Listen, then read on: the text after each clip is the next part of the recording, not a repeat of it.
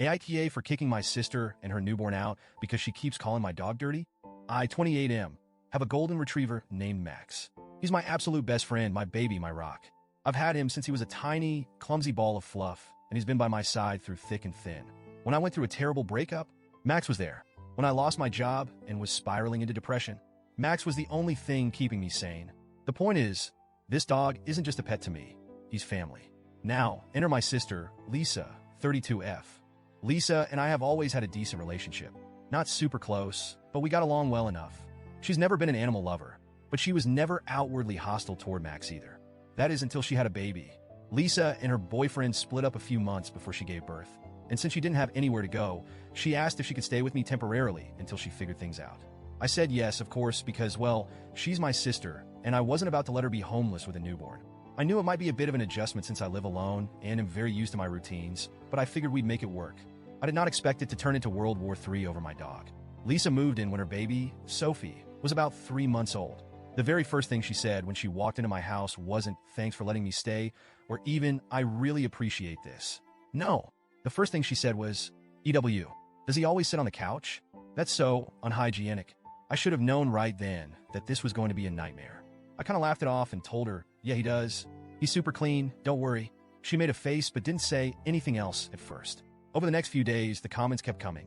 Dogs don't belong inside, especially not with a baby around. You know they carry bacteria, right? The baby's immune system is still developing. Can you at least keep him out of the living room while we're in there? I was shocked. I mean, yeah, I knew Lisa wasn't a dog person, but I didn't think she hated them. At first, I really tried to be accommodating. I agreed to keep Max out of the nursery because, fine, that's her space, and I get wanting to keep it baby-proofed. But it quickly became clear that wasn't enough for her. One day, I caught her with a bottle of disinfectant spray, soaking the couch where Max had been sleeping. I mean, the cushions were literally wet. "What the hell are you doing?" I asked. She looked at me like I was the crazy one. "I don't want my baby rolling around in dog germs," she said, like it was the most obvious thing in the world. I tried to explain that Max is bathed regularly, vaccinated, and probably cleaner than half the people she interacts with on a daily basis. But she wasn't having it. She kept saying things like, "It's just not safe for the baby," and "you wouldn't understand because you don't have kids." Over the next few weeks, she kept pushing the boundaries. First, she asked me to keep Max off the furniture entirely. Then she wanted me to keep him out of the living room when she and the baby were in there. Then she suggested I start keeping him outside. That was when I finally snapped and told her, "Lisa, this is Max's home. He is not an outdoor dog, and I'm not going to start treating him like he's some dirty street animal just because you have a baby." She acted all offended, like I had just insulted her child, and said, "So you're choosing a dog over your own niece?" I told her it wasn't about choosing anyone. It was about basic respect. I let her into my home, and I was happy to make reasonable accommodations. But I wasn't about to start treating my own dog like a second-class citizen just because she had a problem with him. She huffed and stormed off, but the tension only got worse. The breaking point came about a week later. I had stepped out to grab some groceries, and when I came back, I found Lisa in the living room with Sophie on a playmat, and Max sitting a few feet away, just watching curiously. And then I saw it. Lisa kicked Max away. Not hard enough to injure him, but definitely not just a little nudge. She shoved him with her foot like he was a piece of trash that had wandered too close to her baby. Max didn't react aggressively. He just looked hurt, confused, like he didn't understand what he had done wrong. That was it for me. I completely lost it. I yelled at her, telling her she had no right to treat my dog like that.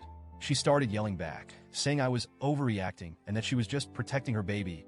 I told her she had such a big problem with Max. She needed to leave. She started crying, saying I was kicking out a single mother and her newborn over a dog.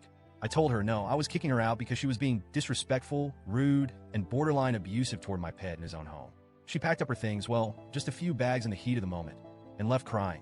She ended up staying with our parents. Now my parents are furious with me.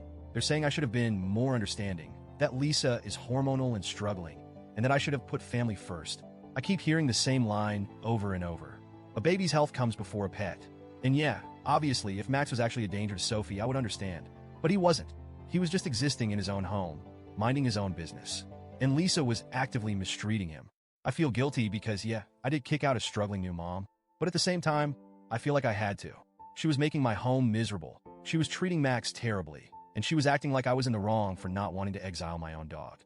So, Reddit, AITA?